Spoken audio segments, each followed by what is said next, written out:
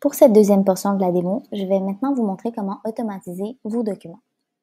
Les documents peuvent être en format Word et donc on peut les automatiser à partir du complément Word Add-in de Documate ou être en format PDF et donc il serait possible de les automatiser à partir d'un PDF Unlocker. Je vais maintenant vous montrer comment automatiser votre modèle d'accord unilatéral de non-divulgation à partir du complément Word de Documate. Pour automatiser un document, il suffira donc de venir identifier les variables créées dans le questionnaire dans notre modèle de document. Pour ce faire, je vais donc sélectionner le bon workflow dans ce cas-ci, l'entente de confidentialité, et je vais actualiser afin d'amener les variables créées dans le questionnaire dans notre complément Word. Il va être possible d'identifier simplement des variables, donc en identifiant à partir des variables qui ont été créées dans le questionnaire, je vais rajouter la ville de signature ainsi que la date de signature pour l'entrée en vigueur de mon entente. Par la suite, il est possible d'ajuster le formatage d'une variable directement à partir de l'onglet Word, donc en le mettant en gras ou pas en gras, en changeant l'italique, les soulignements, la majuscule, la minuscule, comme bon nous semble. Par la suite, il est possible d'utiliser de la logique conditionnelle dans le complément Word afin de faire apparaître ou non du texte en fonction des choix de réponse d'un utilisateur dans le questionnaire.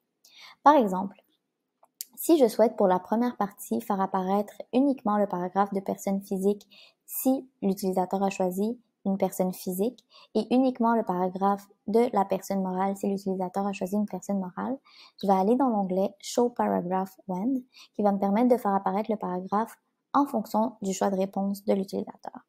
Je vais rentrer le type de partie 1 qui est le nom de la variable et je vais faire apparaître ce paragraphe uniquement si l'utilisateur a déterminé que le type de partie 1 était une personne physique. Par contre, si l'utilisateur a déterminé que le type de partie 2 était une personne morale, je vais plutôt faire apparaître le deuxième paragraphe.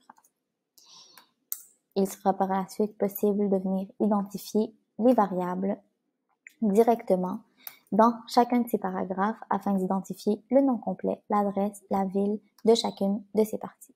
Et le document tagger nous permet ainsi de faire apparaître ou non des clauses en fonction des réponses de l'utilisateur. Par exemple, dans cette clause-ci, je souhaite faire apparaître cette portion de la clause uniquement si la partie réceptrice est une organisation. Par conséquent, je vais sélectionner cette portion du paragraphe et je vais la faire apparaître uniquement si le type de partie 2, donc faire apparaître la phrase uniquement si le type de partie 2, donc la partie réceptrice, est une personne morale, donc une organisation. Et je vais insérer la condition. Par conséquent, cette phrase ou ce paragraphe, en fait, se terminerait ici s'il s'agit d'une personne physique et inclurait cette portion s'il s'agit d'une personne morale. Je vais ainsi de suite terminer d'identifier toutes les variables dans mon document. À noter qu'il est également possible de rajouter des types de variables en fonction de calculs de nombre et des calculs de date, ainsi que des variables plus complexes de repeating items ou de variables répétitives que l'on va voir plus en détail dans une autre vidéo.